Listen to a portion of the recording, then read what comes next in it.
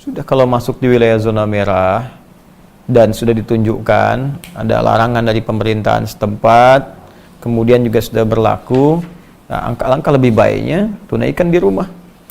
Ya, tidak perlu memaksakan ke masjid.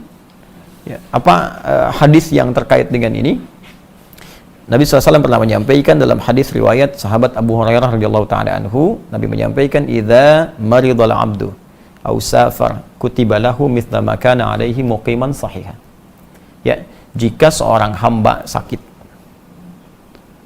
atau sedang dalam perjalanan, ya, atau dalam kondisi tidak bisa memungkinkan menunaikan amalan rutinnya karena kondisi tertentu, ya, maka dia mendapatkan pahala yang sama dalam kondisi dia sehat dan mukim, walaupun mengerjakan amalan tidak seperti mulanya. Contoh paling gampang begini.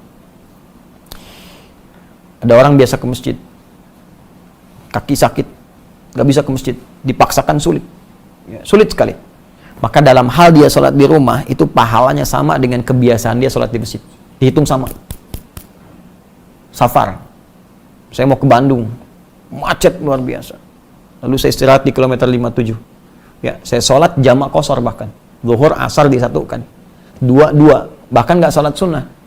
Ya, itu kebiasaan saya tetap dituliskan serupa. Pahalanya tetap sempurna, sunnahnya dituliskan karena kebiasaan kita sebelumnya. Jadi jangan khawatir kalau ada memang yang sudah terbiasa ke masjid, pasti ada kerinduan, pasti itu. Ada pengen, rindu, ya sudah ada kebiasaan, tiba-tiba memang di situ isunya luas, tersebar, zonanya merah. Bukan hanya zona merah, kadang-kadang zona kan dibuat umum. Ya, misalnya sudah ada suspeknya, nggak bisa diprediksi apa seperti apa, itu dia tunaikan di rumah. Ya, apalagi khawatir. Ya, misalnya kalau ke masjid saya khawatir, ya sudah di rumah.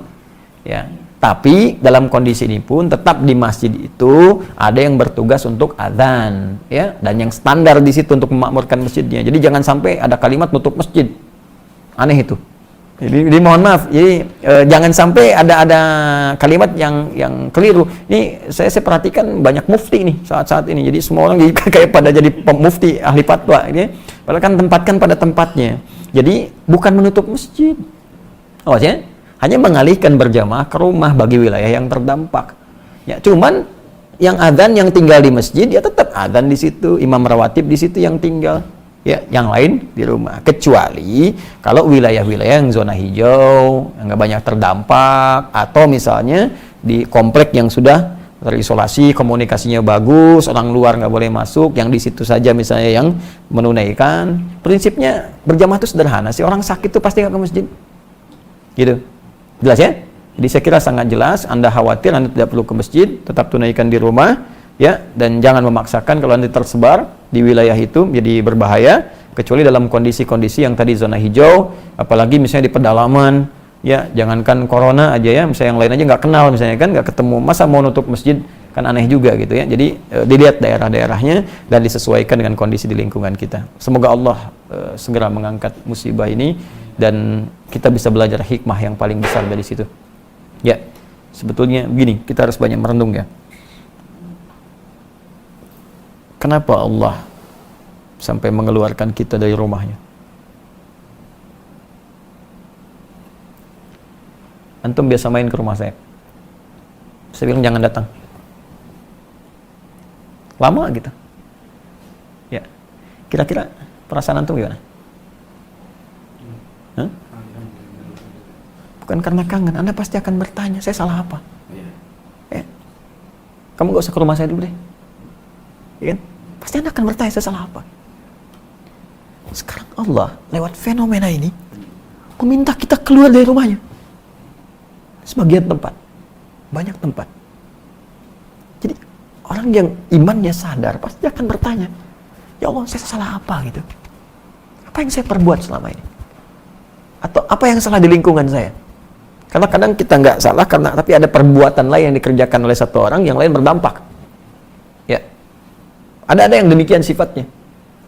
Orang mabuk berkendaraan, yang mabuk dia, cuman kendaraan nyasar sana sini, yang ketabrak orang banyak. Ya, makanya mabuk dilarang, minuman keras dilarang karena bisa membahayakan orang lain.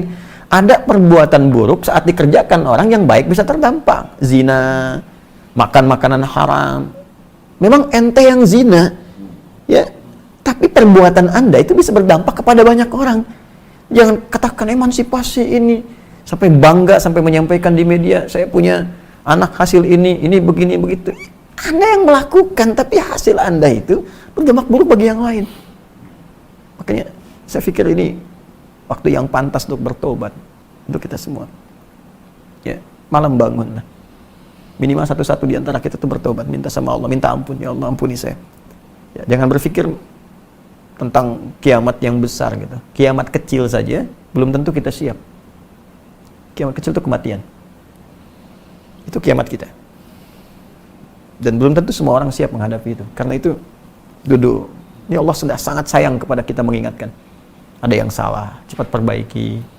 Ya, tata kembali, pelajari apa yang salah selama ini. Ini kan dengan musibah itu kadang tampak segala hal yang bisa diperbaiki.